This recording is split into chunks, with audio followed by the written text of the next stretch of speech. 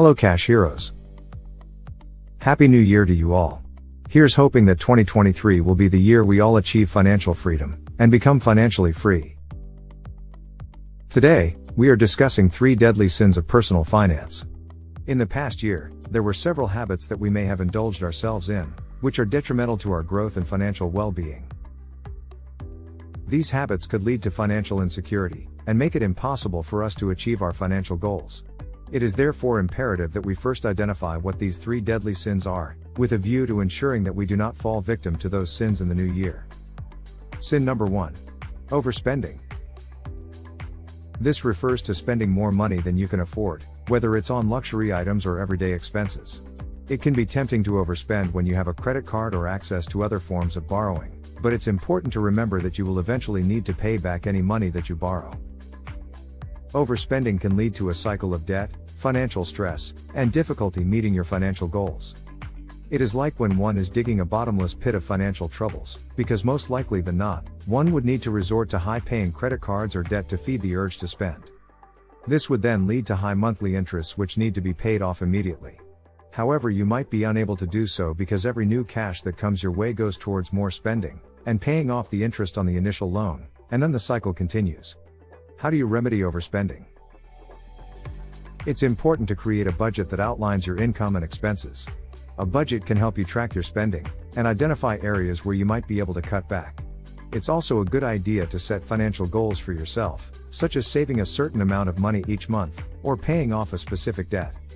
Having specific goals can help you stay motivated and on track towards financial freedom.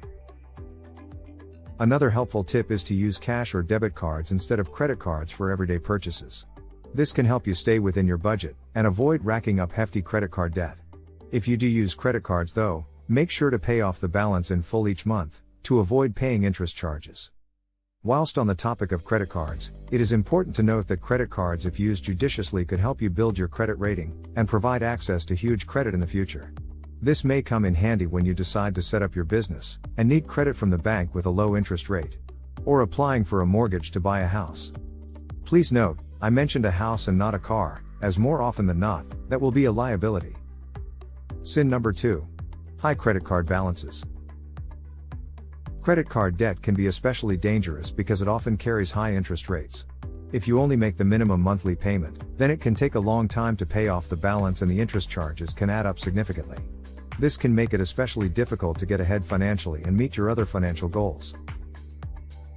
It is synonymous to obtaining an interest-only mortgage on a property where you only need to pay the interest on the loan each month, and not reducing the initial amount borrowed.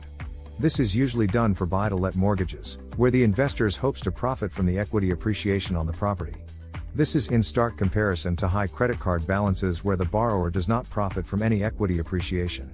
In fact, you end up being unable to pay off the debt, and find yourself going round in circles. To avoid getting into credit card debt, it is essential to pay off your existing balances.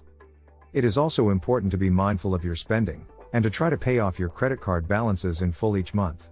This can help you avoid paying high interest charges, and can allow you to use your credit cards as a convenient payment method without incurring debt. If you have high credit card balances that you can't pay off in full each month, it might be a good idea to consider transferring the balances to a special form of credit card known as the balance transfer card, which are usually 0% interest rate for a set period. You can also try negotiating with your credit card issuer to get a lower interest rate. However, it's important to be careful about transferring balances or taking out new loans, as these can come with their own fees and charges. Sin number 3. Lack of savings. It's important to have an emergency fund to cover unexpected expenses, such as a car repair, medical bill, or in the case of an emergency.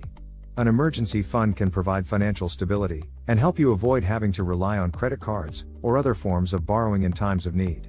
It's generally recommended to have enough money in your emergency fund to cover 3 to 6 months of living expenses, depending on your financial situation. In addition to an emergency fund, it's important to have money set aside for long-term financial goals, like retirement. If you don't save enough for these goals, you may not be able to achieve the financial independence and security that you desire. It's generally recommended to save at least 10 to 15% of your income for retirement, although the exact amount will depend on your individual circumstances. In addition to saving for retirement, it's also important to have a plan for other long-term financial goals, such as saving for a down payment on a house, or paying for a child's education. These goals will require a different saving strategy, but it's important to start early and to be consistent in order to give yourself the best chance of success. To build your savings, it can be helpful to create a budget that includes a savings plan, and to automate your savings by setting up automatic transfers to a savings account. It's also a good idea to take advantage of any employer matching contributions, or tax advantages that may be available to you. You can also boost your savings by looking for other ways to increase your income. We spoke at length about this in our previous video, 7 Steps to Becoming a Millionaire in 2023. This might involve asking for a raise at work, starting a side hustle, or investing in ways that can generate additional income. By avoiding the 3 deadly sins of personal finance and focusing on saving and budgeting, you can take control of your financial situation and work towards a more secure financial future. It may require some discipline and effort, but the long-term benefits are always well worth it. So fellow cash heroes, those are my top 3 deadly sins of personal finance that one should always keep in mind in order to have a financially stable and secure future. If you learned something from the video, then please, like, share and subscribe for more content from Let's Discuss Cash.